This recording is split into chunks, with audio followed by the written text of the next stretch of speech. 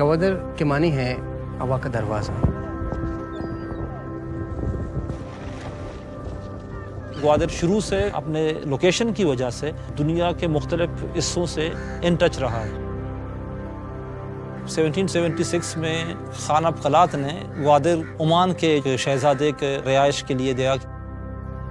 कुछ अरसे बाद उसी शहजादे की वहाँ ओमान में हुकूमत हो गई। ग्वादर को खान अब खलात को वापस लौटाने के बजाय इस पर अपना कब्ज़ा बरकरार रखा, क्योंकि इस इलाके की तजारती हवाले से काफ़ी अहमियत थी। जब ओमान की सल्तनत थी यहाँ पर, उस ज़माने के बने हुए ओमानी बिल्डिंग्स हैं, उनको हम बलोची में खलात कहते हैं। 1958 में फिर ग्वादर पाकिस्तान का हिस्सा बना।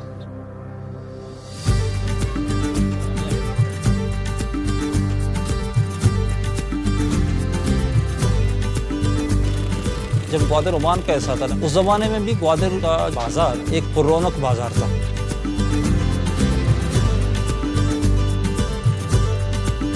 जो समुद्री जो मछेरे हैं, उनकी लाइफ थोड़ा कॉम्प्लिकेटेड है। सुबह 4 बजे उठते हैं, वो जाते हैं, फिर शाम को वापस आते हैं। जुमे के दिन समंदर नहीं जाते, नए कपड़े पहनते हैं, तो जैसे कि ईद मनाते हैं। ग्वादर के लोग बहुत नरम मिजाज लोग, जल्दी से घुल मिल जाते हैं। हमें कभी कभी के बलूचिस्तान के दीगर इलाकों के लोग जो हैं ये ताना भी देते हैं कि समंदर की नमी ने आप ग्वादरियों को नरम बना दिया। और यही वजह है कि ग्वादर के लोगों का मिजाज जो है वो मुतदल रहा है, जैसे कि साहिली इलाकों का मौसम होता है।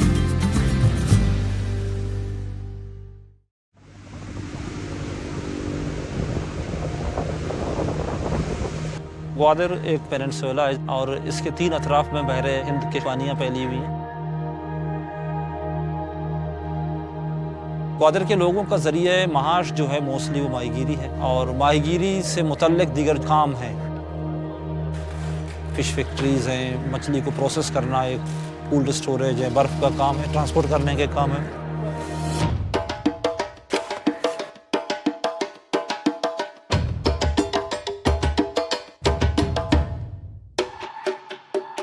पहले क्या था, ये मछेरे अपनी मछलियाँ किनारे पे लाया करते थे, फिर उतारना चढ़ाना इन लोगों के लिए काफी मुश्किल था।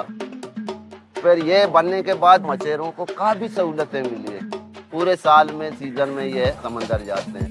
छोटी कश्तियाँ होती है, वो तो ज्यादा से ज्यादा 8 घंटे के लिए समंदर जाएंगे, और कुछ 2 महीने के लिए होते हैं, कुछ 40 दिन के लिए होते हैं। जिस मछली का सीजन होगा उस सीजन में उस मछली का शिकार करेंगे।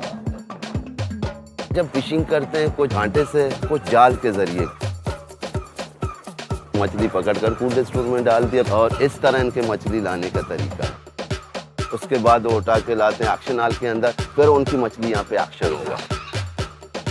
हर इकसाम के मछली पाए जाते हैं। किंग मछली कहते हैं, जिसे हम गोर कहते हैं अपने मकामी जुबान में, वो मछली है। सोनाम है, सारुम है, झींगे के अच्छे इकसाम है हमारे यहाँ। लेबस्टर अच्छे हमारे समंदर में होते हैं। किसी मछली का फिक्स नहीं है, जब आएगा फिर एक्शन के बाद ये खुद बोली लगा के अपनी तरफ पे एक रेट फिक्स कर देंगे।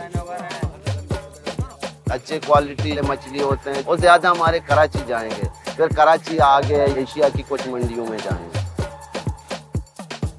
जिस पे मछली पहुंच जाए जीटी में, वो एक्शन शुरू हो जाएगा। शाम हो, दोपहर हो, सुबह हो, वो एक्शन हो जाए। और सबका दारोमदार, सबका रोजी सिर्फ इसी मछली पे वाबस्ता है।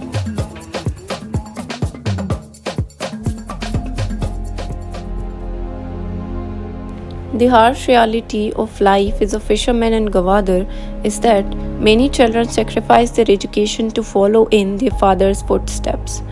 Financial struggles to force them drop out of school and take to the seas, perpetuating a cycle of poverty and limited opportunities.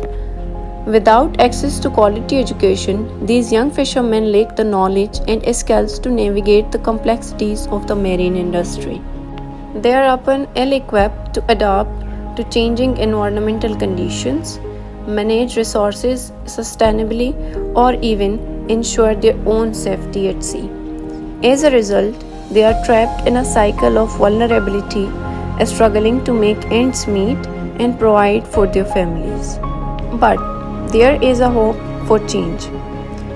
By providing access to quality education and training, we can empower young fishermen with the knowledge and skills they need to succeed.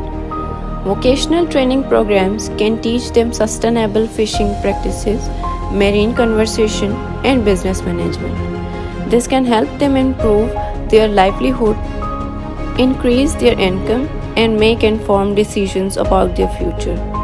Additionally, initiatives that support education and skills development can help them break the cycle of poverty and create a brighter future for the next generation of fishermen. By investing in their education, we can help them build a more sustainable and prosperous future.